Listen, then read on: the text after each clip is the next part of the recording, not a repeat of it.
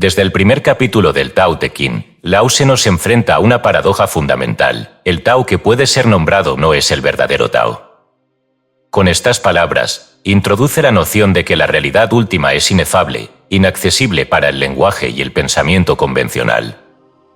Pero en la siguiente línea deja una clave aún más enigmática. Sin nombre es el principio del cielo y la tierra, y con nombre es la madre de las 10.000 cosas. Aquí establece la dualidad entre el ser y el no ser, entre el mundo de la manifestación y el misterio de lo inmanifestado. A lo largo de la obra, Lao Tse insiste en la preeminencia del no ser sobre el ser. No como una negación absoluta de la existencia, sino como la esencia misma que lo fundamenta todo. Esta visión del taoísmo, que se presenta con una aparente sencillez, ha sido interpretada de múltiples maneras a lo largo de los siglos. Su relación con el concepto de la vacuidad en el budismo, con la nada en la mística cristiana o con el uno en el neoplatonismo, nos invita a explorar esta enseñanza más allá de sus fronteras culturales y filosóficas. El vacío como fuente de todo. Lao Tse nos ofrece metáforas para comprender la importancia del vacío en nuestra percepción de la realidad. En el capítulo 11 dice: 30 radios convergen en el centro de una rueda, pero es el vacío del cubo lo que permite su función. Se moldea la arcilla para hacer una vasija, pero es el vacío lo que le da utilidad.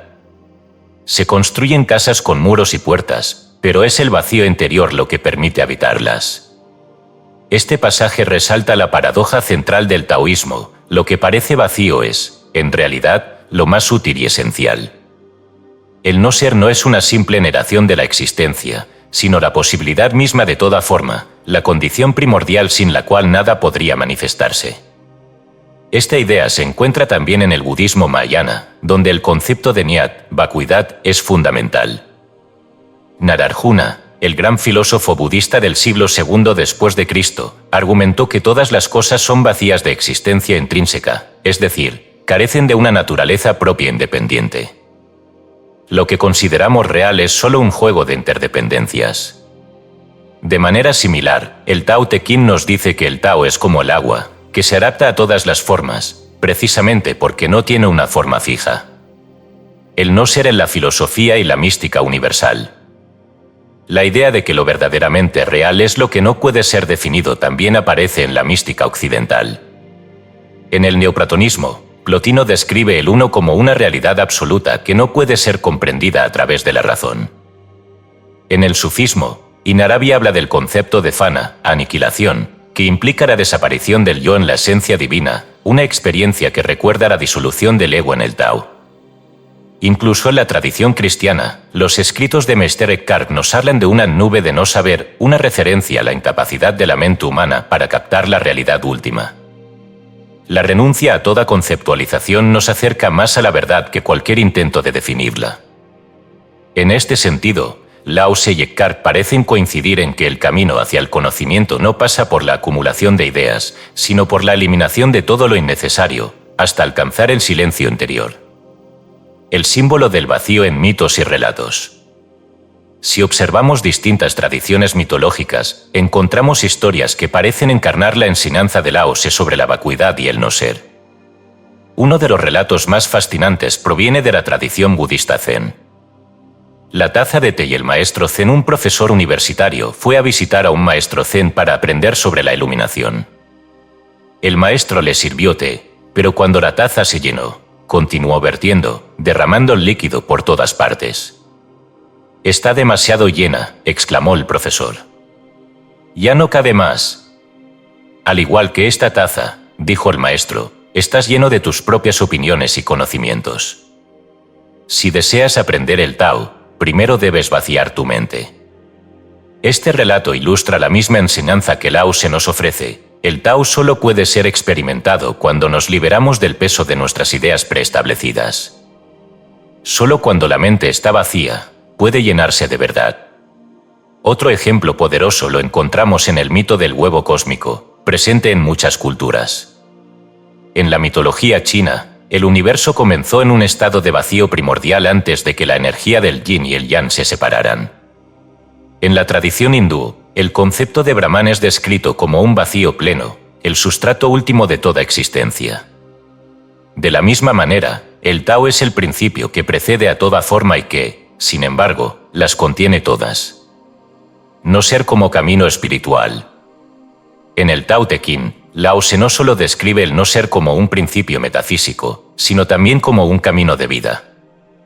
En el capítulo 48, dice: al buscar conocimiento mediante el estudio, cada día se adquiere algo.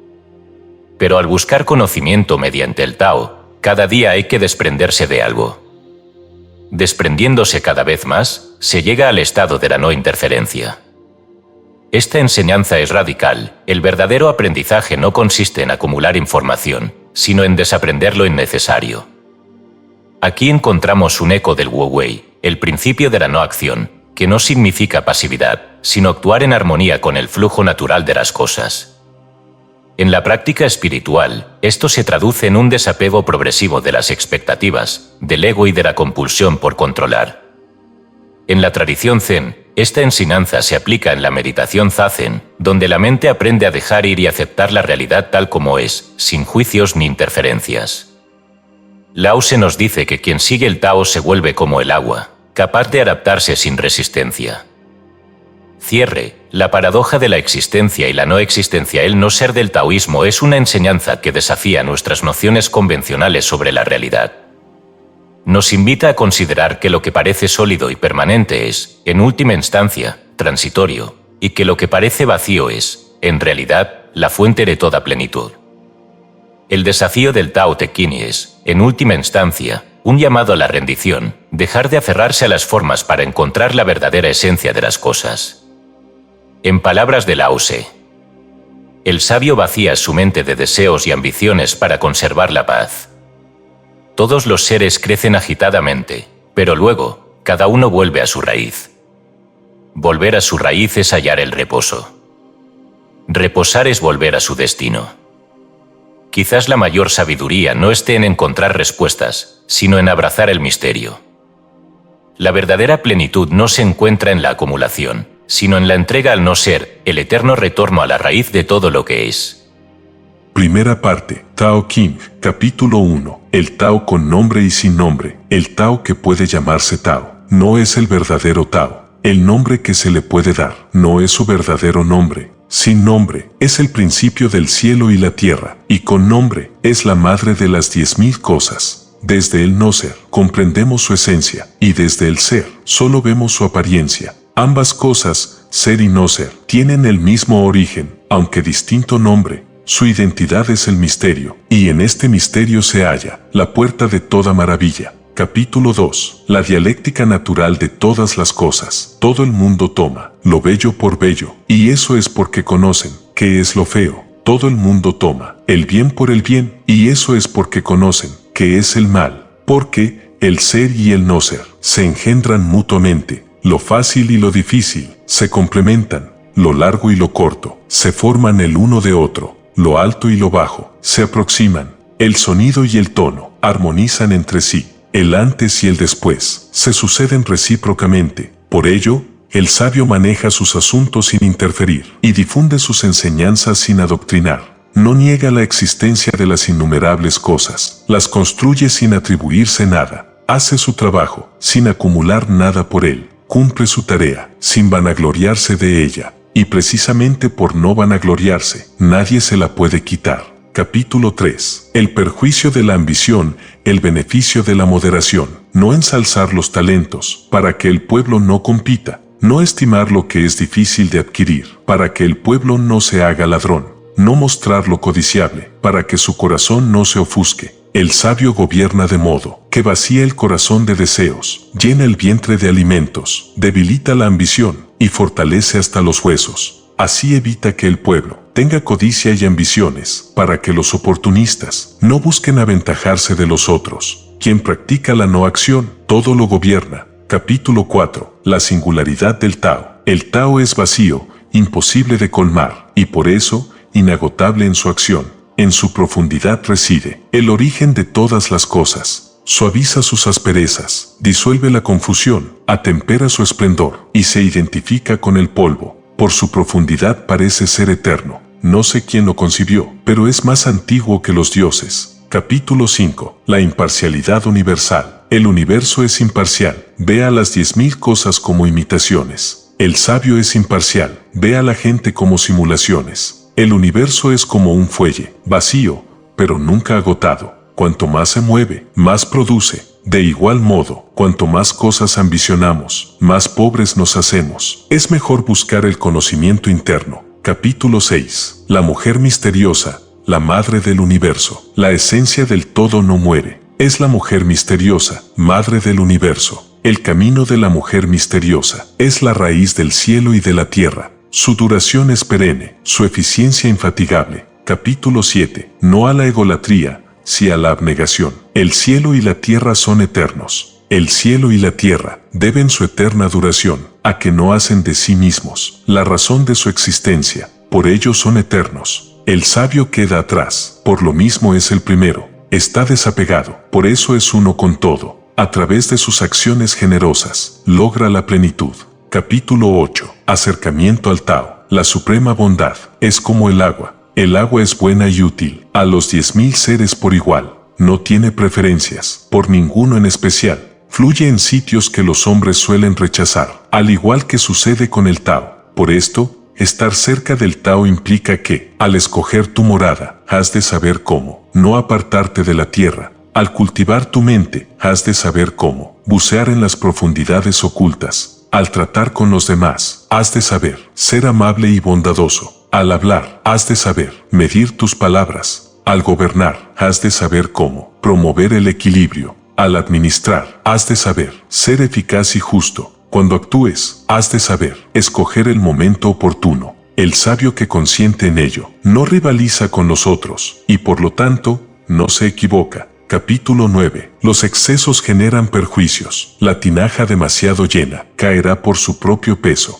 Afilar en demasía la espada la desgastará y no durará mucho tiempo. Si al salón se le llena de jade y piedras preciosas, alguien intentará robarlo. El rico y orgulloso se pierde a sí mismo, y en consecuencia atraerá la desgracia. El hombre que surca el sendero del cielo, se retira luego de finalizar su obra. Capítulo 10. La gran virtud. Unir cuerpo y mente en un conjunto, del que no puedan disociarse. Equilibrar el chi hasta hacerlo, tan armónico como el de un recién nacido. Purificar la visión interna, hasta dejarla libre de todo vicio. Querer al pueblo y gobernar la nación, practicando el Bu Wei. Abrir y cerrar las puertas del cielo, siendo como la mujer misteriosa, conocer y comprenderlo todo, usar la inteligencia, engendrar y criar, alimentar y educar, engendrar sin apropiarse, obrar sin pedir nada a cambio, guiar sin dominar. Esta es la gran virtud.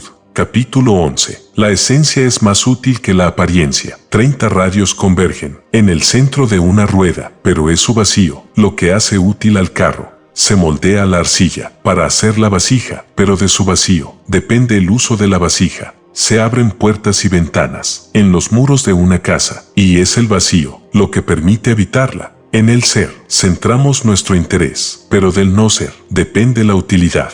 Capítulo 12. Las superficiales distracciones. Los 5 colores ciegan al hombre. Los 5 sonidos ensordecen al hombre. Los 5 sabores embotan al hombre. La carrera y la caza ofuscan al hombre. Los tesoros corrompen al hombre. Por eso, el sabio atiende al vientre y no al ojo. Por eso, rechaza esto y prefiere aquello. Capítulo 13. La ansiedad y sus desconciertos, el favor y la desgracia, inquietan por igual. La fortuna es un gran dolor, como nuestro cuerpo. ¿Qué quiere decir? Favor y desgracia inquietan por igual. El favor eleva y la desgracia abate. Conseguir el favor es la inquietud. Perderlo es la inquietud.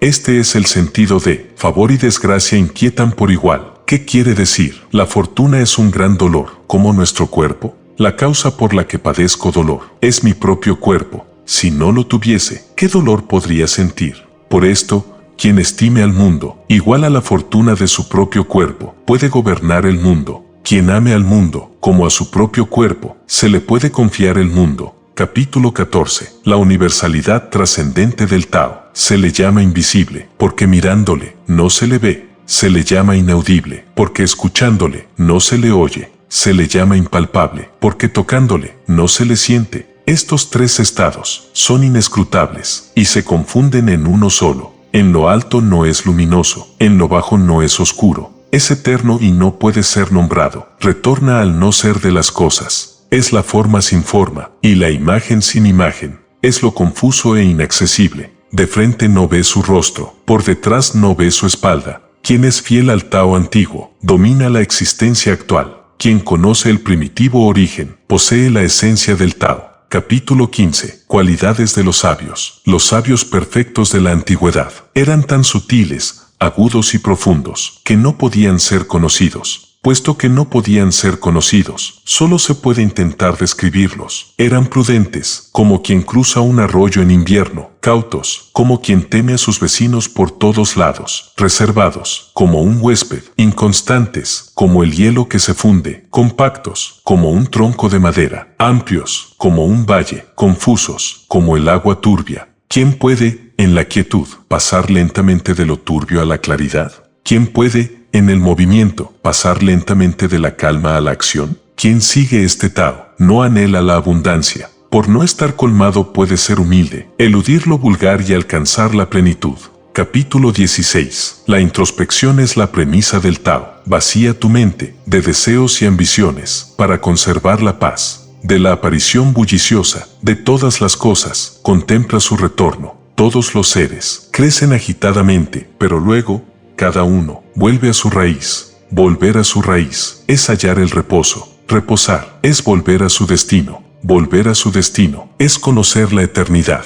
Conocer la eternidad es ser iluminado. Quien no conoce la eternidad camina ciegamente a su desgracia. Quien conoce la eternidad da cabida a todos. Quien da cabida a todos es universalista. Quien es universalista es parte de la naturaleza. Quien es parte de la naturaleza es como el Tao. Quien es como el Tao alcanza la inmortalidad, ya que el cuerpo perecerá, pero el Tao no. Capítulo 17. Relaciones entre la gente y los líderes. De los buenos líderes, la gente no nota su existencia. A los no tan buenos, la gente les honrará y alabará. A los mediocres, les temerán, y a los peores les odiarán. Cuando se haya completado el trabajo de los mejores líderes, la gente dirá, lo hemos hecho nosotros. Capítulo 18. Consecuencias de la pérdida del Tao. Cuando se abandona el Tao, aparecen la ética y la moral. Con la verdad y la justicia, surgen los grandes hipócritas. Cuando no existe armonía entre los parientes, hablan de lealtad a la familia y de honrar a los padres. Cuando hay revueltas en el reino, aparecen el patriotismo y el nacionalismo, inventando así la fidelidad del buen súbdito. Cuando el Tao se pierde aparece la falsedad.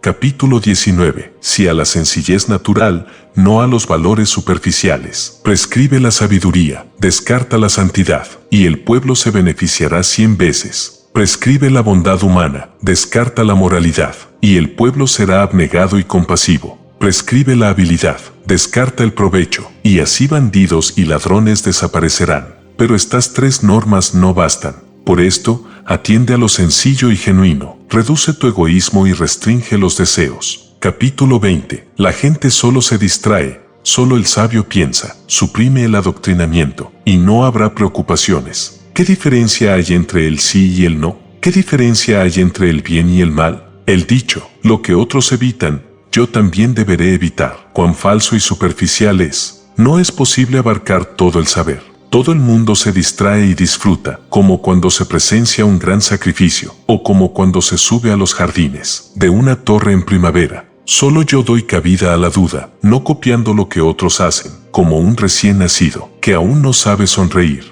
como quien no sabe a dónde dirigirse, como quien no tiene hogar. Todo el mundo vive en la abundancia, solo yo parezco desprovisto. Consideran mi mente como la de un loco, por sentir umbrías confusiones y críticas. Todo el mundo brilla porque solo las luces buscan, solo yo me atrevo a transitar por las tinieblas. Todo el mundo se conforma con su felicidad, solo yo me adentro en mi depresión. Soy como quien deriva en alta mar, voy contra la corriente sin un rumbo predestinado. Todo el mundo es puesto en algún uso, solo yo soy un ermitaño intratable y aburrido. Solo yo soy diferente a todos los demás, porque aprecio a la madre naturaleza que me nutre. Capítulo 21. El método del Tao para alcanzar el conocimiento. El sabio adquiere el conocimiento al seguir al Tao. El Tao es algo confuso e intangible. Es confuso e intangible, pero adquiere formas. Es confuso pero poderoso, porque abarca muchas cosas. Es profundo y caótico. Esta esencia es la verdadera naturaleza. Desde los tiempos más remotos hasta hoy, jamás se ha podido prescindir de los nombres para entender las cosas. ¿Cómo se puede entonces conocer la verdadera naturaleza? A través de ella misma. Capítulo 22. El sabio fomenta el bien común y la justicia social. Lo humillado será engrandecido. Lo inclinado será enderezado. Lo vacío será lleno. Lo envejecido será renovado. Al que menos tenga, más se le dará. Al que más tenga, más le será quitado. Lo sencillo y puro será alcanzado, pero lo complicado y extenso causará confusión. Por esto, el sabio abraza la unidad, y es el modelo del mundo. Destaca, porque no se inhibe. Brilla, porque no se guarda. Merece honores, porque no se ensalza. Posee el mando, porque no se impone. Nadie le combate, porque él a nadie oprime. Si eres humilde, te conservarás resplandeciente, dice un antiguo proverbio. ¿Quién es capaz de considerar vanas estas palabras? Pues por esto mismo, el sabio preservará su grandeza. Capítulo 23. Lo único permanente es el cambio. Hablar poco es lo natural. Un huracán no dura toda la mañana. Un aguacero no dura todo el día. ¿Quién hace estas cosas? El cielo y la tierra. Sí, las cosas del cielo y la tierra no pueden durar eternamente, como pretende el hombre que sus cosas sí lo hagan. Así, quien acepta al Tao, se une al Tao. Quien acepta la virtud, se une a la virtud.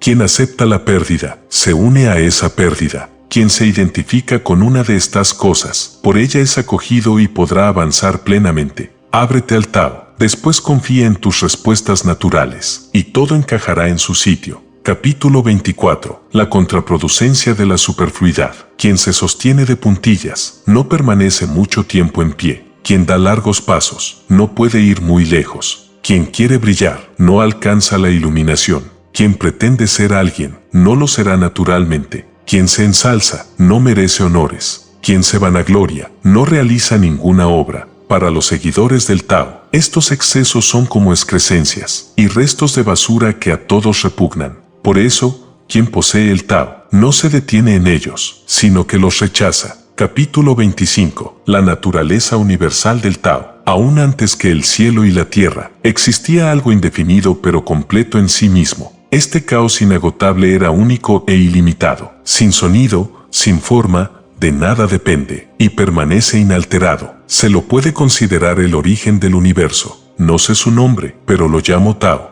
Si me esfuerzo en darle otro nombre, lo llamo grande. Es grande, porque se extiende. Su expansión le lleva lejos. La lejanía le hace retornar. El Tao, pues, es grande, y el cielo es grande, la tierra es grande, y también lo es el hombre. En el universo hay 4 cosas grandes, y el hombre es una de ellas. El hombre fluye de la tierra fluye del cielo, el cielo fluye del Tao, el Tao fluye por sí mismo. Capítulo 26. Calma y concentración, premisas para alcanzar la sabiduría. Lo pesado es la raíz de lo ligero, la calma somete a lo agitado. Así, el sabio cuando viaja, no se aleja de la caravana. Aunque pudiera divagar por los paisajes más excelsos, conserva su paz y se hace superior.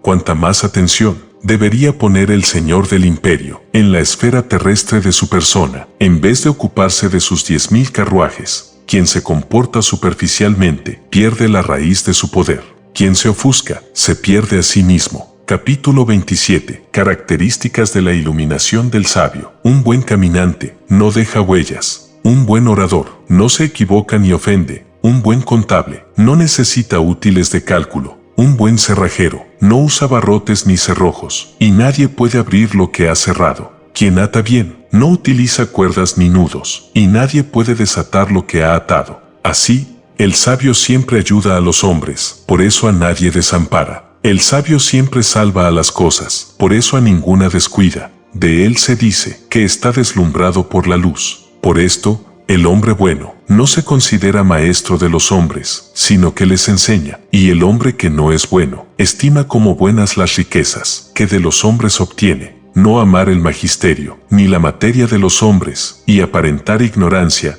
siendo iluminado. Este es un principio esencial del Tao. Capítulo 28. Equilibrio entre los opuestos, retorno al orden natural. Conoce la fuerza del hombre, aunque conserva la suavidad de una mujer. Sé la corriente del universo, siendo la corriente del universo, la verdad y el no desvío se torna inocente, como un niño pequeño. Conoce el blanco, aunque conserva el negro. Sé un ejemplo para el cosmos, siéndolo, cada verdad y no desvío. Regresa al infinito, conoce el honor, conserva la humildad. Sé el valle del universo, mientras seas como el valle del universo, la virtud eterna te colmará, y retornarás a la sencillez. Al volver a la sencillez, se regresa a lo primordial, al tronco en bruto, y en manos del sabio, el tronco es convertido en utensilios. Estos utensilios son funcionarios del sabio. Por eso el sabio no destruye el tronco, sino que lo convierte en herramientas útiles para el mundo. Capítulo 29. La dialéctica del mundo y su naturaleza acrática. Quien pretende el dominio del mundo y mejorar se encamina al fracaso. El mundo es tan sagrado y vasto que no puede ser dominado. Quien lo domina, lo empeora. Quien lo tiene, lo pierde. Porque en el mundo, todo tiene su tiempo y lugar. Unas cosas van por delante, otras por detrás. A veces soplan suavemente, otras con fuerza. Unas cosas son vigorosas, otras débiles. A veces permanecen, otras veces caen. Por esto, el sabio rechaza todo exceso, desecha los absolutos y descarta toda exuberancia. Capítulo 30. Armas de doble filo. Quien gobierna ateniéndose al Tao, no intenta dominar el mundo mediante la fuerza de las armas. Está en la naturaleza de las armas militares, volverse contra los propios hombres que las crearon. Donde se estacionan los ejércitos, solo crecen después zarzas y espinos. Durísimos años de hambruna de seguro seguirán a una gran guerra. Así, el sabio busca el progreso de su pueblo, y no el dominio de los pueblos vecinos. Por eso no intenta conquistar por la fuerza, sin jactancia, sin obstinación, sin enriquecerse. Ese es el método del sabio, porque expandirse excesivamente es precipitar el decaimiento, y esto es contrario al Tao, y lo que es contrario al Tao generará su propia destrucción. Capítulo 31. Guerra nefasta. Las armas son instrumentos nefastos. El hombre del Tao nunca se sirve de ellas. El hombre de bien considera a la izquierda como sitio de honor, pero se inclina a la derecha cuando porta armas. El sabio prefiere la izquierda, el soldado prefiere la derecha. Las armas son instrumentos nefastos, no adecuados para el hombre de bien. Solo las usa en caso de necesidad, y lo hace comedidamente, sin alegría en la victoria. El que se alegra de vencer es el que goza con la muerte de los hombres, y quien se complace en matar hombres no puede prevalecer en el mundo. Para los grandes acontecimientos, el sitio de honor es la izquierda y la derecha para los hechos luctuosos. En el ejército, el comandante adjunto se coloca a la izquierda, el comandante en jefe a la derecha. Esta es la misma disposición que se usa en los ritos fúnebres. Esto significa que la guerra se compara a un servicio funerario. Cuando ha sido matada mucha gente, solo es justo que los supervivientes lloren por los muertos. Por esto, incluso una victoria es un funeral. Capítulo 32. La eternidad del Tao. El Tao, en su eternidad, carece de nombre, aunque mínimo en su unidad. Nada en el mundo puede subyugarle. Si los reyes se tornaran al Tao, los 10.000 seres serían agasajados, como huéspedes de honor. El cielo y la tierra se unirían para llover dulce rocío. El pueblo, sin gobierno, por sí mismo se ordenaría con equidad. Cuando en el principio se dividió, dio formas a las 10.000 cosas, y a estas cosas se les dio nombres. Demasiados nombres ahora hay, llegando así la hora de detenerse, para resguardarse del peligro. El Tao en el universo es comparable al torrente de un valle, que fluye hacia el río y el mar. Capítulo 33. Discernimientos extrínsecos e intrínsecos. El que conoce a los demás es inteligente, el que se conoce a sí mismo es iluminado. El que domina a los demás es fuerte, el que se domina a sí mismo es poderoso, el que se contenta es rico, el que se esfuerza sin cesar es voluntarioso, el que permanece en su puesto vive largamente, el que muere y no perece es eterno. Capítulo 34. Ecuanimidad y abnegación natural del Tao. El gran Tao es como un río que fluye en todas las direcciones. Los 10.000 seres y las 10.000 cosas le deben la existencia, y él a ninguno se la niega. El Tao cumple su propósito, sin apropiarse de nada. cuida y alimenta a los 10.000 seres, sin adueñarse de ellos. Carece de ambiciones, por eso puede ser llamado pequeño.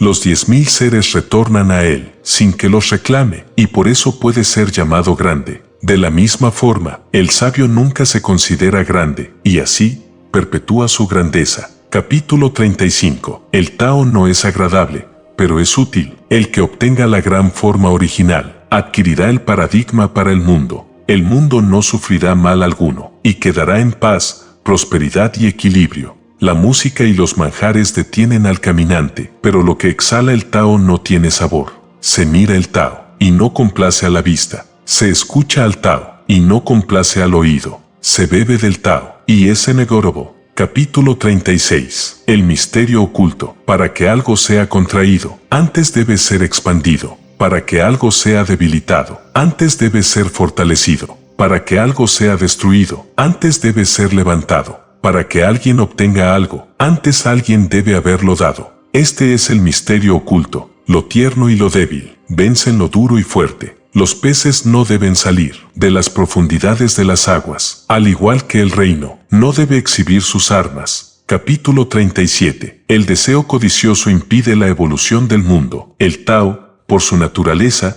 no actúa, pero nada hay que no sea hecho por él. Si los príncipes y los reyes pudieran adherírsele, todos los seres evolucionarían por sí mismos. Si al evolucionar aún persistiera el deseo codicioso, yo los retornaría a la simplicidad sin nombre. En la simplicidad sin nombre no existe el deseo. Sin deseos es posible la paz, y el mundo se ordenaría por sí mismo. Segunda parte. The King. Capítulo 38. Utilidad de la virtud del Tao. Inutilidad de la corte y la religión. La virtud superior no se precia de virtuosa, esa es su virtud.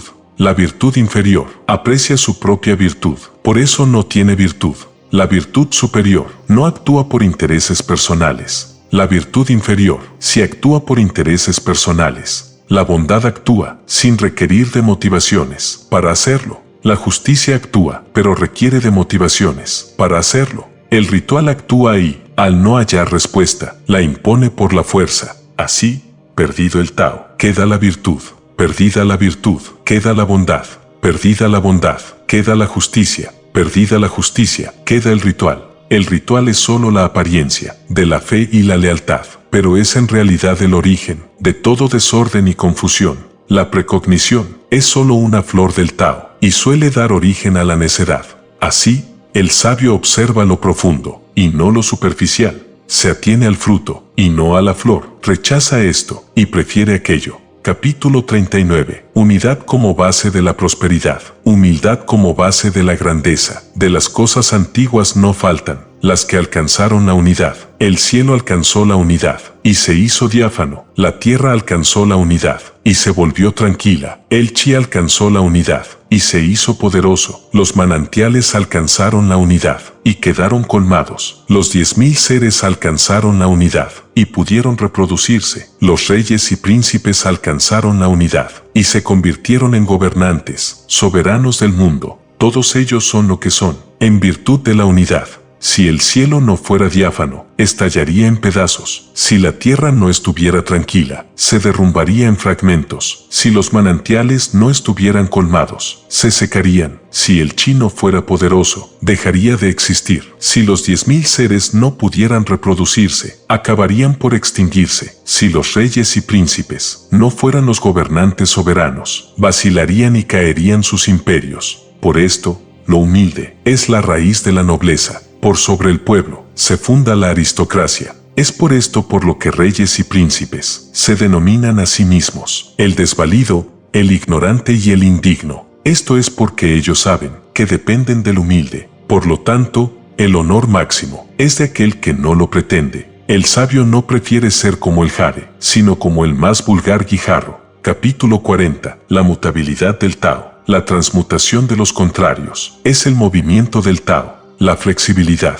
es la manifestación del Tao. Los 10.000 seres han nacido del ser, y el ser ha nacido del no ser. Capítulo 41. El conocimiento del Tao requiere de una actitud mental seria y comprometida. Los estudiantes sabios escuchan al Tao, y lo practican diligentemente. Los estudiantes mediocres escuchan al Tao, y lo abandonan una y otra vez. Los estudiantes vulgares escuchan al Tao y se ríen de él. Si gente como esa no se riera, el Tao no sería lo que es. En consecuencia se dice que el pasado brillante parece empañado, progresar parece retroceder, el modo fácil parece arduo, la mayor virtud parece vacía, la gran pureza parece sombría, la orden más sana parece inadecuada, la fuerza de la virtud parece frágil, la orden real parece irreal, el perfecto cuadrado parece sin ángulos, los grandes talentos maduran tarde, las notas más agudas son difíciles de oír, las más grandes formas no tienen forma, el Tao es oculto y sin nombre. Capítulo 42. Mutación perpetua. El Tao engendra al uno, el uno engendra al dos, el dos engendra al tres, el tres engendra a los 10.000 seres. Los 10.000 seres llevan el yin en sus espaldas y el yang en sus frentes, y la armonía de su chi depende del equilibrio de estas dos fuerzas. Los hombres aborrecen la soledad, la pobreza, la indignidad, y estos nombres los usan los soberanos para sus títulos, porque unos ganan perdiendo y otros pierden ganando. Yo enseño lo que otros han enseñado. El hombre que vive violentamente morirá violentamente. Esta es la guía de mi enseñanza. Capítulo 43. Meditación y no restricción. Aprendizaje y desarrollo sin límites. Lo más blando del mundo vence a lo más duro. La nada penetra donde no hay resquicio. Por esto conozco la utilidad del no interferir. Pocas cosas bajo el cielo son tan instructivas como las lecciones del silencio, o tan beneficiosas como los frutos del no interferir. Pocos en el mundo llegan a comprenderlo. Capítulo 44. Armonía con la naturaleza. ¿Qué es más íntimo a nuestra naturaleza, la fama o el propio cuerpo? ¿Qué es más apreciable, la salud o la riqueza? ¿Qué nos duele más, ganar una cosa o perder la otra? Quien se apega a las cosas, más sufre por ellas. Quien acumula muchas cosas, más peligra de perderlas. Quien se contenta con lo justo, nunca es agraviado. Quien sabe medirse, no sufre peligros, y vivirá largamente. Capítulo 45. Al orden natural se lo suele rechazar, por considerársele inusual. La gran perfección parece insuficiente, pero surte un efecto infinitamente eficaz. La gran plenitud es de apariencia vacía, pero su acción es inagotable. La gran rectitud es en apariencia torcida. La gran habilidad es en apariencia torpe. La gran elocuencia es en apariencia incongruente. El movimiento vence al frío. La quietud vence al calor. Lo pacífico y sereno son las cosas que restauran el orden del universo. Capítulo 46. La ambición es la generadora de la calamidad. Cuando el Tao reina en el mundo, los caballos de guerra acarrean estiércol. Cuando no hay Tao en el mundo, los campos se usan para criar caballos de guerra. No hay mayor error que consentir los deseos. No hay mayor desgracia que ser insaciable. No hay mayor vicio que ser codicioso. Quien sepa moderarse, al obtener lo suficiente, siempre estará saciado. Capítulo 47. El conocimiento no se obtiene de la apariencia exterior, sino de la esencia interior. Sin salir de la puerta, se conoce el mundo. Sin mirar por la ventana, se ve el camino del cielo. Cuanto más lejos se va, menos se aprende. Así, el sabio no da un paso y llega, no mira y conoce, no interfiere y cumple. Capítulo 48. Conocimiento, humildad y emancipación. Al buscar conocimiento, mediante el estudio, cada día se adquiere algo. Al buscar conocimiento, mediante el Tao, cada día hay que desprenderse de algo. Desprendiéndose cada vez más, se llega al estado de la no interferencia. Al no interferir, nada se deja sin hacer. El mundo debe regirse, dejando que las cosas fluyan. Nada puede ser regido, interfiriendo contra las cosas. Capítulo 49. Abnegación y educación. Premisas del sabio. El sabio no tiene intereses propios, hace suyos los intereses del pueblo. Es bueno con los buenos, y también con los que no son buenos, y así consigue que éstos se tornen a la bondad. Confía en el sincero, y también en los que no son sinceros, y así consigue que éstos se vuelvan dignos de confianza. El sabio vive en el respeto de todos, fusiona su mente con el mundo. Las 100 familias dirigen sus oídos y sus ojos hacia él, y él los educa como si fueran sus hijos. Capítulo 50. Secretos de la vida. Vivir es llegar, y morir es volver. 3 hombres de cada 10 caminan hacia la vida. 3 hombres de cada 10 caminan hacia la muerte. 3 hombres de cada 10 mueren en el ansia de vivir. Esto es porque viven sus vidas frenéticamente. ¿Cómo puede entonces sobrevivir el 10º hombre? El hombre que sabe vivir viaja sin temor a los búfalos y a los tigres, y va desarmado al combate. El búfalo no encuentra donde hincarle el cuerno, el tigre no encuentra donde clavarle su garra, el arma del enemigo no encuentra donde hundir su filo. ¿Por qué? Porque este hombre desechó sus puntos débiles, burlando así su destino de morir.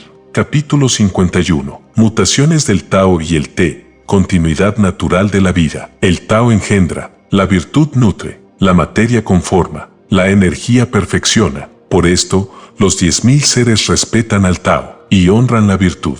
Este respeto al Tao y honor a la virtud no ha de ser impuesto por nadie, sino que es espontáneo, por ser la propia naturaleza, porque el Tao los engendra, la virtud los nutre, los hace crecer, los perfecciona, los conserva, los madura y los protege. Engendrar y criar, engendrar sin apropiarse, obrar sin pedir nada a cambio, guiar sin dominar. Esta es la gran virtud.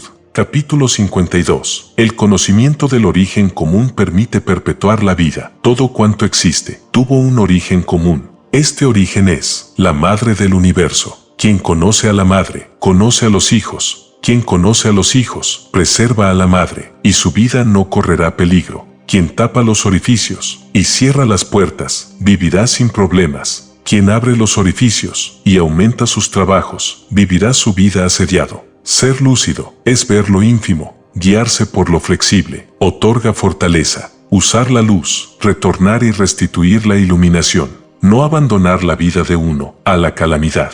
De esta manera se practica la eternidad.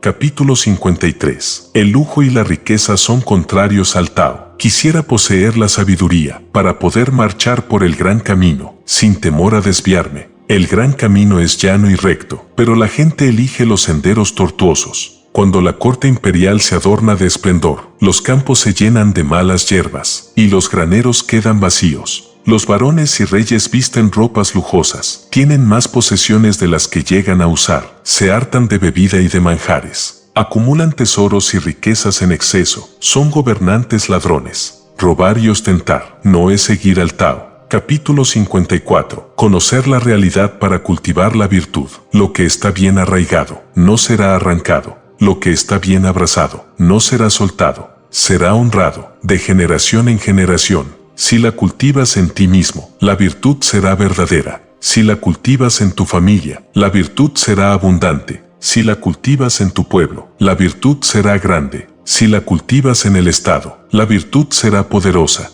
Si la cultivas en el mundo, la virtud será universal. Por esto, conoce a otros por sí mismos. Mira a la familia como familia. Mira al pueblo como pueblo. Mira al Estado como Estado. Mira al universo como universo. ¿Cómo puedo entonces conocer el mundo? Porque lo veo por mí mismo. Capítulo 55. La perfecta armonía. Quien alcanza la mayor virtud es como un recién nacido. Los reptiles venenosos no le pican. Las fieras salvajes no le atacan, las aves rapaces no le arrebatan. Tiene blandos los huesos y débiles los tendones, pero agarra firmemente. Ignora la unión de los sexos, pero posee la íntegra plenitud de su hombría. Grita todo el día, pero no enronquece, porque posee la perfecta armonía. Conocer la armonía es eternidad. Conocer la eternidad es ser iluminado. Precipitar el crecimiento de la vida es nefasto. Reprimir la energía causa esfuerzo. Si demasiada energía es usada, le sigue el agotamiento. Los 10.000 seres, cuando crecen demasiado, empiezan a envejecer. Esto ocurre a todo lo contrario al Tao, y lo que es contrario al Tao generará su propia destrucción. Capítulo 56. La misteriosa totalidad. El que sabe no habla, el que habla no sabe. Habla solo lo necesario, controla tus emociones, simplifica los problemas, deshazte de la confusión, atenúa tu resplandor, identifícate con el polvo. Esta es la misteriosa totalidad. Quien ha alcanzado este estado no se preocupa por el amor o el odio, ni por el auge o el fracaso. A la misteriosa totalidad no se le puede atraer, no se le puede rechazar, no se le puede beneficiar, no se le puede perjudicar, no se le puede honrar. Por eso, es lo máximo, que un hombre podrá alcanzar. Capítulo 57. El gobierno y su legalidad son los causantes de la ignominia. Se gobierna al Estado con leyes ordinarias. Se lucha en la guerra con tácticas extraordinarias, pero solo con la no interferencia. Se ganará el mundo. ¿Cómo lo sé? Porque he visto esto. Cuántas más restricciones se imponen y más artificiales son los tabúes que hay en el mundo, más se empobrece la gente. Cuántas más armas y soldados existen, más desorden y conflicto hay en el reino. Cuanto más oportunistas son los hombres, más cosas nefastas ocurren. Cuanta más prominencia se da a las leyes y regulaciones, más ladrones y bandidos aparecen. Por eso el sabio dice, yo no causo interferencia, y así el pueblo por sí mismo progresa. Yo fomento la quietud, y así el pueblo por sí mismo prospera. Yo no emprendo ningún negocio, y así el pueblo por sí mismo se enriquece. Yo nada deseo, y así el pueblo por sí mismo retorna a la sencillez. Capítulo 58. El gobierno ejerce la restricción, el sabio ejerce la no restricción. Cuando el gobierno es discreto, el pueblo es diligente. Cuando el gobierno es vigilante, el pueblo es indolente. La desdicha tiene su origen en la dicha acecha a la desdicha. Lo supremo es no dar órdenes, pero ¿quién se da cuenta de ello? Lo correcto se convierte en incorrecto, y el bien se convierte en calamidad. Pero el hombre no lo entiende, porque desde hace tiempo es engañado. Por eso el sabio es recto pero no tajante, es anguloso pero no hiriente, es firme pero no insolente, es iluminado pero no encandila. Capítulo 59. Moderación, virtud y mutación. Premisas del Tao para restablecer la armonía universal, para gobernar al pueblo, en armonía con el universo. Lo mejor es la moderación. La moderación implica renunciar a intereses personales. Quien consigue pronto la moderación, acumula mucha virtud. Con la virtud acumulada, vencerá en todo. Venciendo en todo, llegará a los límites insospechados. Al no guiarse por límites, se puede ser un gran guía. Un gran guía puede poseer la madre del reino y puede ser perdurable en ello. El Tao implica adquirir raíces profundas y bases firmes. Esto conlleva a una larga vida, con la visión de la mutación perpetua. Capítulo 60. Gobernar con el Tao. Se debe gobernar un gran estado, tal como se fríen los pececillos, con cuidado para que no se desentrañen. Si se gobernara el mundo con el Tao, el mal no tendría poder. No porque el mal careciera de poder, sino porque éste no dañaría a los hombres. El mal no dañaría a los hombres, y tampoco el sabio los dañaría. Si no se atacaran mutuamente, unirían sus energías, y así ambos aumentarían su poder.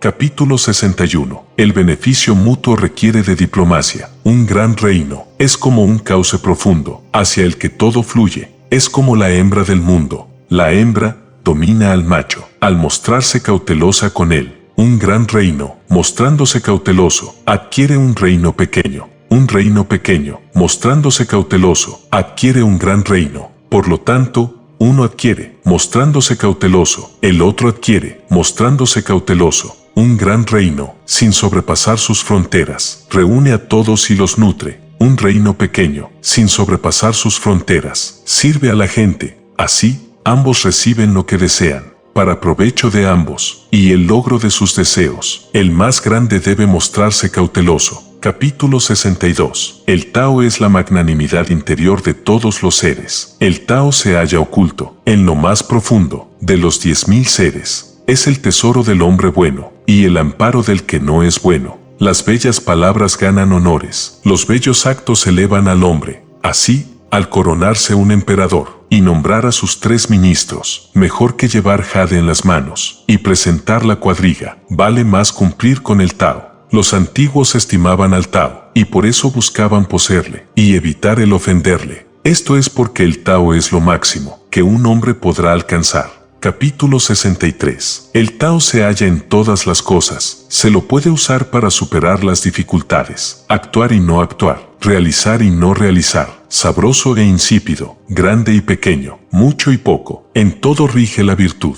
Acomete la dificultad por su lado más fácil, ejecuta lo grande, comenzando por lo más pequeño. Las cosas más difíciles se hacen siempre, abordándolas en lo que es más fácil, y las cosas grandes en lo que es más pequeño. Por eso el sabio nunca realiza cosas grandes, y así es como puede llevar a cabo grandes cosas. El que promete a la ligera, no cumple con su promesa. El que todo lo encuentra fácil, hallará la vida difícil. Por eso, el sabio en todo considera la dificultad, y en nada la halla. Capítulo 64. No interferir contra el orden natural de las cosas. Lo que está en reposo, es fácil de retener. Lo que no ha sucedido, es fácil de resolver. Lo que es frágil, es fácil de romper. Lo que es pequeño, es fácil de dispersar. Prevenir antes de que suceda, y ordenar antes de que aparezca el desorden. El árbol que casi no puede rodearse con los brazos, brotó de una semilla minúscula. La torre de 9 pisos, comenzó siendo un montón de tierra. Un viaje de 1000 leguas, comienza por el primer paso. Al manejar sus asuntos, la gente suele estropearlos, justo al borde de su culminación, prestando total atención al principio, y con paciencia al final, nada se echa a perder. Por eso, el sabio carece de deseos, no codicia los bienes de difícil alcance, aprende a olvidar lo que le habían inculcado, le devuelve a los hombres la fluidez que han perdido, y así, sin dominarlos, favorece la evolución natural de los 10.000 seres. Capítulo 65. El adoctrinamiento desarmoniza, la misteriosa virtud armoniza. Los antiguos que seguían el Tao no necesitaban esclarecer con ello al pueblo, ya que lo conservaban en su sencillez natural. El pueblo se volvió difícil de gobernar cuando recibió el adoctrinamiento. Quien gobierna adoctrinando, arruina el Estado. Quien gobierna sin servirse de la astucia, enriquece el Estado. Conocer estas dos cosas es conocer la verdadera norma. Conocer esta norma es poseer la misteriosa virtud. La misteriosa virtud es profunda y extensa, es lo inverso a todas las cosas, pero por ella todo se armoniza. Capítulo 66. La humildad del sabio. Los ríos y los mares son los reyes de los 100 valles, porque se mantienen abajo. Por esto, pueden ser reyes de todos los valles. Así, el sabio, si desea estar sobre el pueblo, baja sus palabras hacia ellos. Para ser la cabeza del pueblo, se queda abajo. Así, el sabio permanece arriba, y el pueblo no siente su peso. Conserva el primer puesto, sin dejar al pueblo atrás. Todo el mundo lo alza con entusiasmo, sin cansarse de él. Como a nadie oprime, nadie le ataca. Capítulo 67. La sabiduría del sabio. Todo el mundo dice que mi Tao es grande, y no lo parece. Precisamente, porque es grande, pero no lo parece. Si lo pareciera hubiera dejado de serlo, y hace mucho tiempo que sería pequeño. Tengo 3 tesoros, que guardo con cuidado, y vigilo estrechamente. El primero es la compasión, el segundo es la moderación, el tercero es la humildad. Por la compasión, puedo ser valeroso, por la moderación, puedo ser generoso, por la humildad, puedo ser el primero, sin parecerlo. Los hombres de hoy quieren ser valerosos, sin ser compasivos. Quieren ser generosos, sin moderarse. Quieren ser líderes, sin ser humildes. Pues obviamente esto conlleva a la destrucción. Quien ataca con compasión, vence. Quien se defiende con compasión, resiste. Los hombres buscan la compasión en el cielo, pero el cielo busca la compasión en los hombres. Capítulo 68. La armonía requiere de modestia. Un buen militar no es belicoso. Un buen guerrero no es irascible. Un buen vencedor evita la guerra. Un buen empleador se supedita ante sus empleados. Esta es la virtud del no confrontar, el método que los hombres deberían aplicar. Este es el modo más perfecto de entrar en armonía con el cielo. Capítulo 69. Combate cauteloso y solo en caso de necesidad. Los estrategas militares tienen un proverbio. Es preferible ser huésped que anfitrión. Es preferible retroceder un pie que avanzar una pulgada. Esto implica no hacer el primer movimiento. A esto se llama avanzar sin que lo parezca, arremangarse sin desnudar los brazos, capturar al enemigo sin enfrentarse a él, empuñar las armas como si no estuvieran. No hay peligro mayor que subestimar al enemigo, ya que el que lo hace pierde lo que atesora. Los que toman las armas para pelear, llevan la aflicción a muchas casas. Capítulo 70. Sabio rechazado, sabiduría ignorada. Mis palabras son fáciles de comprender y fáciles de practicar. Pero nadie bajo el cielo las comprende, y nadie en la tierra las practica. Mis palabras tienen orígenes ancestrales. Mis acciones son disciplinadas, pero todos ignoran mis enseñanzas, porque todos me ignoran a mí. Raros son los que me siguen, y eso resalta mi valor. El sabio oculta bajo sus pobres ropajes piedras preciosas en su corazón. Capítulo 71. La aceptación del error es el método para la depuración. Conocer y no saberlo. Esta es la perfección. No conocer y creer saberlo. Este es el mal. Conocer el propio mal es liberarse del mal. El sabio no tiene mal, porque lo reconoce, no lo padece. Capítulo 72. Corregir el oprobio requiere de conocer sus causas. Cuando el pueblo no teme al poder, es cuando ese poder más los amenaza. No condenarlos. En casas estrechas, no atosigarlos. En sus trabajos, no permitir la pena, y así no habrá sufrimiento. Por eso, el sabio se conoce, pero no se exhibe. Se respeta a sí mismo, pero no es arrogante. Deja esto, y sigue aquello. Capítulo 73. Ser valiente pero prudente, normativa necesaria para alcanzar la armonía con el cosmos. El valor del osado le conduce a la muerte. El valor del prudente le conserva la vida. Uno es el perjudicado, y el otro el beneficiado. No todos son favorecidos por el cielo. Incluso el sabio se desconcierta ante tal cuestión. Por eso, el Tao del cielo es saber vencer sin batallar, saber responder sin palabras, saber acudir sin haber sido llamado, saber establecer planes sin presura. Amplia es la red del cielo, y de anchas mallas, pero nada se le escapa. Capítulo 74. Sentencia de muerte. Si los hombres no temen a la muerte, ¿cómo atemorizarlos con la muerte? Pero si temen a la muerte, como siempre temen, y el que viola la ley puede ser apresado y ejecutado. ¿Quién se atreverá entonces a violar la ley? Existe siempre un funcionario ejecutor. Matar, para el gran ejecutor, es como cortar madera. Para el maestro carpintero, será afortunado si no se hiere su propia mano. Capítulo 75. Privilegios para el soberano, desgracias para el pueblo. El pueblo pasa hambre, porque sus superiores consumen en exceso sobre lo que recaudan.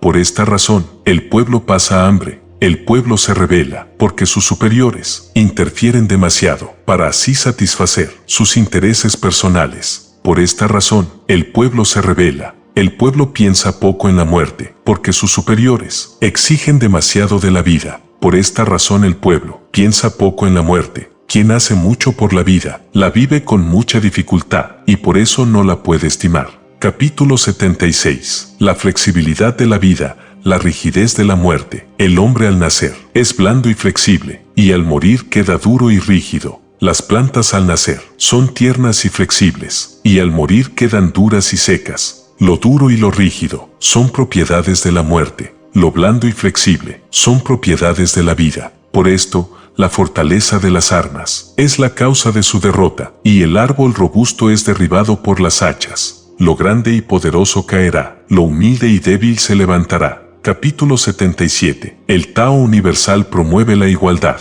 La ley del hombre genera la desigualdad. El Tao del cielo semeja al que tensa el arco, hace rebajar lo alto y hace levantar lo bajo. Si la cuerda es demasiado larga, se la acorta. Si no hay suficiente cuerda, se la alarga. El Tao del cielo es quitar al que le sobra y dar al que le falta. La ley del hombre, sin embargo, es muy distinta. Quita al que le falta y añade al que le sobra. ¿Qué hombre que tiene de sobra le daría sus riquezas al mundo? Solo el hombre que posee al Tao. Por eso, el sabio hace su trabajo, sin acumular nada por él. Realiza su obra sin apropiarse de ella, y no se vanagloria de su sabiduría. Capítulo 78. Adaptable como el agua. Bajo el cielo no hay nada tan blando y maleable como el agua. Pero no hay nada como el agua para erosionar lo duro y rígido. El agua no es sustituible. Lo débil puede sobreponerse a lo fuerte. Lo blando puede sobreponerse a lo rígido. Nadie desconoce esta verdad, pero nadie se atreve a ponerla en práctica. Por eso el sabio dice, aquel que asume la responsabilidad por todas las corrupciones de un reino, merece ser su soberano. Aquel que soporta todos los males de un reino, puede ser soberano del imperio. Las palabras de la verdad parecen paradójicas. Capítulo 79. Indulgencia del sabio, imparcialidad del universo. Aunque la paz se haga entre grandes enemigos, persiste entre ambos algo de rencor. ¿Cómo es posible que esto sea bueno? Por ello, el sabio guarda la mitad izquierda de su contrato, pero no pide cuentas a los hombres. El hombre virtuoso solo pide a los demás que cumplan con sus obligaciones. El hombre que no tiene virtud pide a los demás que le paguen sus impuestos. El Tao del cielo carece de afectos personales, pero siempre armoniza con los hombres buenos. Capítulo 80. Mejor un pequeño reino de paz que un gran reino de guerra. Un reino pequeño, de poca población, no emplearía todas sus cosas. Los habitantes no se aventurarían a una expedición lejana por temor a pérdidas graves de vida. Aunque tuvieran buques y carruajes, no tendrían necesidad de usarlos. Aunque tuvieran armas y armaduras, no necesitarían valerse de estas. El pueblo volvería a ocuparse de anudar cuerdas. Encontraría su comida sencilla pero buena, sus ropas finas pero simples, sus casas tranquilas y seguras, sus costumbres sencillas y alegres. En dos reinos vecinos, tan cercanos, que mutuamente se oirían sus perros y gallos, los pobladores morirían muy ancianos, sin haberse entrometido nunca los unos con los otros. Capítulo 81. La sabiduría del Tao. Las palabras veraces no son agradables. Las palabras agradables no son veraces. El hombre bueno no gusta de discutir. El hombre que gusta de discutir no es bueno. El sabio no es erudito, y el erudito no es sabio. El sabio nunca trata de atesorar cosas. Cuanto más vive para los demás, más plena es su vida. El Tao del cielo beneficia y no perjudica. El Tao del sabio es obrar, no rivalizar. Fin. La historia de la humanidad es la historia de una búsqueda, la del significado último de la existencia. Desde tiempos inmemoriales, los grandes sabios, místicos y filósofos han tratado de descifrar el enigma de la vida, develando que la clave del conocimiento no se encuentra en la acumulación de datos ni en la estructura de los conceptos, sino en la experiencia directa de la realidad. Sin embargo, la mayor revelación que han compartido es que la realidad misma es un velo, una ilusión construida por la mente que separa al ser humano de su verdadera esencia. Los aborígenes australianos describen esta ilusión en el concepto del tiempo del sueño, una dimensión primordial donde todo existe en un estado de interconexión antes de tomar forma en el mundo físico. Para ellos, la realidad que experimentamos no es más que una manifestación secundaria de ese tejido de conciencia infinita. Los chamanes de la tradición tolteca, como reveló Carlos Castañeda en sus relatos sobre Don Juan Matus, afirman que el mundo es moldeado por la atención, y que aquello en lo que fijamos nuestra percepción se vuelve la estructura de nuestra existencia.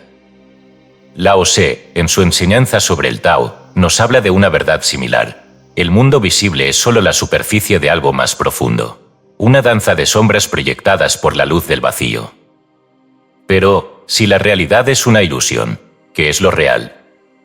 Las antiguas enseñanzas gnósticas responden con un misterio aún más insondable. Lo real no es algo que pueda ser aprehendido con los sentidos, sino aquello que se encuentra detrás de ellos. En los textos herméticos, encontramos la máxima: como es arriba, es abajo; como es adentro, es afuera. Es decir, lo que percibimos fuera de nosotros es un reflejo de lo que llevamos dentro. El universo es un espejo de nuestra propia conciencia, y la separación entre el individuo y el cosmos es solo un artificio del pensamiento. En los evangelios gnósticos, el Maestro Jesús dice: cuando hagáis del interior como el exterior, del arriba como el abajo, del masculino y lo femenino una misma cosa, entonces entraréis en el reino. No se trata de encontrar un lugar o un destino, sino de desmantelar la estructura misma de la dualidad. La filosofía sufí nos ofrece una imagen poderosa para comprender esta disolución de la ilusión: el simurgh, el ave mística de la poesía persa. En la Conferencia de los pájaros, de Farid-ud-Din Attar, un grupo de aves viaja en busca del legendario simurgh, el rey de los cielos, cruzando 7 valles que representan las pruebas del alma. Al final de su peregrinación, descubren que el simurgh no es un ser distinto de ellos mismos, es la unión de su reflejo. En su viaje en busca de lo divino, descubren que lo divino siempre había sido su propia esencia. El engaño de la separación es el más grande de los trucos del intelecto. En el momento en que la mente traza una línea entre el sujeto y el objeto, entre lo que soy y lo que no soy, se pierde la percepción de la unidad. Pero las grandes tradiciones místicas insisten en que esta división es ficticia, una construcción que nos ha sido inculcada desde la infancia, reforzada por la sociedad y la cultura. La realidad, sin embargo, es una totalidad indivisible. El océano no está separado de sus olas, ni la luz de su brillo. De la misma manera, El ser no está separado del universo, aunque su mente insista en dibujar fronteras. En los textos sagrados hindúes, como los Upanishads, se nos dice que el Atman, el alma individual, es idéntico al Brahman, el todo absoluto. La idea de que somos entidades separadas de la fuente divina es producto de la Maya, la gran ilusión. Los antiguos rishis, los sabios de la India, afirmaban que el despertar consiste en disolver el espejismo del yo, en reconocer que la gota de agua nunca ha estado separada del océano. Pero la mente se aferra a sus límites porque teme la disolución. El miedo a la muerte no es más que el miedo al olvido del yo, a la pérdida de la identidad que creemos ser. En la filosofía budista, el concepto de anatta o no yo nos recuerda que el ser no es una entidad fija, sino un flujo de experiencias en constante cambio. El ego es una construcción transitoria, una serie de memorias que se unen como cuentas de un collar, pero que no tienen una existencia independiente. En el Sutta Nipata, el Buda dice: todo lo compuesto es impermanente, todo lo compuesto es sufrimiento, todo lo compuesto es insustancial. Aquel que comprende esto, trasciende la ilusión del yo y despierta a la verdadera naturaleza de la existencia. Los pueblos africanos, con sus tradiciones orales ancestrales, han transmitido también esta sabiduría. En la cosmovisión de los Dogon, en Malé, se habla de Amma, la gran energía creadora que se encuentra en todas las cosas. Para ellos, la separación entre los seres humanos y el cosmos es solo una percepción errónea, pues todo está interconectado en una gran red de vida. En sus rituales, los Dogon honran esta unidad mediante danzas y cantos que recuerdan a la comunidad que el individuo es solo una expresión del todo. Si todas las tradiciones místicas nos han transmitido la misma enseñanza a través de símbolos, relatos y parábolas, ¿qué impide que lo comprendamos? La mente moderna, atrapada en la adoración del intelecto, ha perdido la capacidad de escuchar la intuición. Nos hemos convertido en esclavos de la lógica, pero la verdad no se encuentra en las ecuaciones ni en los libros. Como decía el sabio sufí Rumi, más allá de las ideas del bien y el mal, hay un campo. Allí nos encontraremos. Ese campo es el espacio donde se disuelve la dualidad, donde la conciencia deja de identificar los opuestos como contrarios y los percibe como complementarios. Es el lugar donde se comprende que la luz y la oscuridad son dos caras de una misma moneda, que el nacimiento y la muerte son solo fases de un mismo ciclo. Quizás la más poderosa enseñanza de Lao Tse es su insistencia en el vacío como el fundamento de todo. No un vacío de carencia, sino un vacío pleno, un espacio abierto donde todo es posible. En su libro El secreto de la flor de oro, Richard Wilhelm describe una antigua práctica taoísta que consiste en visualizar la luz interna en el espacio del vacío, permitiendo que la conciencia se funda con lo absoluto. En este estado, la percepción de la separación desaparece, y el individuo experimenta el retorno a la fuente. Al final del viaje, la revelación es simple. Aunque difícil de aceptar para la mente acostumbrada a la fragmentación, nunca ha habido un otro. Nunca ha habido una distancia entre lo divino y lo humano. El misterio que buscamos en los libros sagrados, en los templos y en las filosofías, siempre ha estado aquí, en este instante, en el silencio entre cada pensamiento, en la pausa entre cada respiración. La iluminación no es algo que se alcanza, sino algo que se recuerda. Y cuando se recuerda, todo se convierte en el Tao, el río y la montaña, la sombra y la luz, el sabio y el necio, todo fluye en un mismo latido.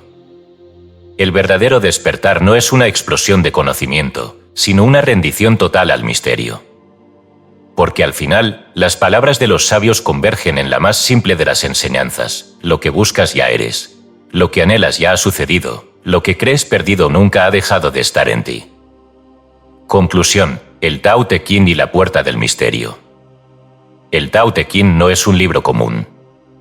No es una obra que deba ser leída como un manual de reglas, ni un tratado filosófico con respuestas concretas. Se trata, más bien, de un espejo donde cada lector ve reflejado su propio nivel de comprensión. Al intentar descifrar sus versos, la mente racional se encuentra con un laberinto de paradojas y metáforas que desafían su necesidad de certeza. No es un libro que se comprende de una sola vez, sino un misterio que se despliega en múltiples capas a lo largo de la vida. La enseñanza central del Tao Te Ching radica en la paradoja de la existencia. Todo lo que parece sólido es transitorio, y todo lo que parece vacío es lo que da forma a la realidad. Es un texto que nos invita a mirar más allá de la dualidad, a deshacernos de la obsesión por el control y a encontrar armonía en el flujo natural del universo. Lao Tse, con una prosa sencilla y enigmática, nos ofrece una visión del mundo donde la flexibilidad vence a la rigidez, la debilidad supera a la fuerza y el vacío es más útil que la plenitud. En sus palabras, el Tao es como el agua, que fluye sin resistencia y encuentra su camino sin esfuerzo. A lo largo de la historia, los más grandes pensadores han intentado definir la naturaleza última de la realidad. Desde Platón hasta Schopenhauer, desde Narayana hasta Heidegger, la mente humana ha tratado de explicar qué es el ser y cuál es su relación con el mundo. Pero el Tao Te Ching elude estas respuestas, sugiriendo que la verdad no se encuentra en la conceptualización, sino en la experiencia directa. No es un sistema filosófico en el sentido occidental del término, pues no intenta encerrar la realidad en categorías lógicas. Más bien, nos señala el camino para disolver las categorías y ver el mundo con la frescura de una mente no condicionada. A diferencia de las tradiciones religiosas monoteístas, que suelen presentar una visión de la realidad basada en un Dios personal y un sistema de normas morales, el taoísmo nos ofrece una perspectiva impersonal y espontánea del universo. El Tao no es un ser supremo ni una entidad trascendente que dicta leyes desde lo alto. Es el principio que subyace a todas las cosas, la fuerza que da origen y forma a la existencia sin imponerse sobre ella. No hay un plan divino ni un destino prescrito, solo el flujo natural de la vida, que se manifiesta en la alternancia de los opuestos, luz y oscuridad, vida y muerte, éxito y fracaso. El Tao Te Ching nos enseña que todo está en movimiento, que la única constante es el cambio. Lo que hoy parece una desgracia puede convertirse en una bendición mañana, y lo que hoy parece un triunfo puede volverse una carga. Esta visión de la realidad es profundamente liberadora, pues nos invita a soltar el apego a las circunstancias externas y a confiar en el equilibrio inherente al universo. En el capítulo 23, Lao Tse dice, el que se adapta al Tao se vuelve uno con el Tao. El que se adapta a la virtud se vuelve uno con la virtud. El que se adapta a la pérdida se vuelve uno con la pérdida. Esta es la clave de la paz interior, aceptar el fluir de la vida sin resistencia. Uno de los conceptos más revolucionarios del Tao Te Ching es el de Wu Wei, la no acción. A primera vista, este principio puede parecer pasivo o resignado, pero en realidad se trata de una de las enseñanzas más poderosas del texto. No significa inacción, sino actuar en armonía con el ritmo natural de las cosas. En lugar de forzar la realidad según nuestros deseos, Wu Wei nos invita a movernos con la corriente de la existencia, como el agua que se adapta a cualquier recipiente sin perder su esencia. En la práctica, esto implica soltar la necesidad de controlar, dejar de resistirse al cambio y actuar con una naturalidad espontánea, sin aferrarse a planes rígidos ni expectativas fijas. El gran desafío que nos plantea el Tao Te Ching es el desaprendizaje. Desde la infancia, la sociedad nos ha inculcado la idea de que debemos conquistar, acumular y dominar. Nos han enseñado a pensar en términos de metas, logros y objetivos. Pero Lao Tse nos dice que la verdadera sabiduría no se encuentra en adquirir más, sino en soltar lo innecesario. En el capítulo 48 dice, el que estudia cada día aumenta, el que sigue el Tao cada día disminuye. Disminuye y disminuye hasta llegar al no hacer. Y cuando no hay nada que hacer, todo está hecho. Este es uno de los pasajes más desconcertantes para la mente occidental, que asocia el éxito con el esfuerzo constante. Pero Lao Tse nos ofrece una visión diferente. Cuanto más intentamos forzar las cosas, más nos alejamos de la armonía. Esta idea se encuentra también en otras tradiciones místicas y filosóficas. En el Zen, por ejemplo, se dice que la iluminación no es algo que se alcanza con esfuerzo, sino algo que sucede cuando la mente deja de buscar. En el sufismo, Rumi expresa la misma verdad cuando dice, no busques el amor, sino elimina las barreras que has construido contra él. En la mística cristiana, Meister Eckhart habla del desprendimiento como el camino hacia Dios, una idea que resuena con la enseñanza taoísta de dejar ir las expectativas y confiar en la naturaleza del ser. El Tao Te Ching también nos confronta con nuestra percepción de la debilidad y la fuerza. En nuestra cultura, tendemos a asociar el poder con la dominación, la firmeza con la resistencia y la victoria con la agresión. Pero Lao Tse nos dice que la verdadera fuerza es flexible, que el bambú que se dobla con el viento es más resistente que el árbol rígido que se quiebra en la tormenta. Nos recuerda que el agua, el elemento más blando y adaptable, es capaz de desgastar la piedra más dura con el tiempo. En el capítulo 76 dice, cuando el hombre nace, es blando y flexible, cuando muere, se vuelve duro y rígido. Lo mismo sucede con todas las cosas, lo fuerte y rígido pertenece a la muerte, lo blando y flexible pertenece a la vida. Este principio no solo es aplicable en la naturaleza, sino en la vida cotidiana. Las personas más felices y sabias son aquellas que saben adaptarse a las circunstancias sin aferrarse a lo que no pueden controlar. Pero, ¿cómo aplicar las enseñanzas del Tao Te Ching en el mundo moderno? En una sociedad obsesionada con la productividad, el éxito y la acumulación de bienes materiales, el mensaje de Lao se puede parecer anticuado o poco práctico. Sin embargo, nunca ha sido más relevante. En un mundo donde el estrés y la ansiedad se han convertido en epidemias, la sabiduría del Tao nos ofrece una alternativa: aprender a vivir con sencillez, cultivar la paz interior y soltar la necesidad de controlarlo todo. Nos invita a encontrar belleza en lo simple, a valorar el vacío tanto como la forma, y a confiar en la sabiduría natural de la vida. Al llegar al final de este libro, es inevitable preguntarse, ¿qué nos deja el Tao Te Ching? Para algunos, será una obra enigmática, llena de frases que desafían la lógica convencional.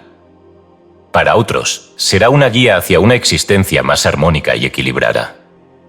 Pero para aquellos que logran ver más allá de las palabras, el Tao Te Ching es un portal hacia un estado de conciencia más profundo, un recordatorio de que la verdad no se encuentra en los conceptos, sino en la experiencia directa del ser. Quizás el mayor regalo de este libro es su capacidad de transformación. No se trata de un texto que se lee una sola vez, sino de un compañero de vida que revela nuevos significados con cada lectura. En sus versos, encontramos una invitación a soltar el miedo, a confiar en la corriente del universo y a descubrir que, en última instancia, el verdadero camino no se encuentra en el esfuerzo ni en la lucha, sino en la rendición a la danza eterna del Tao.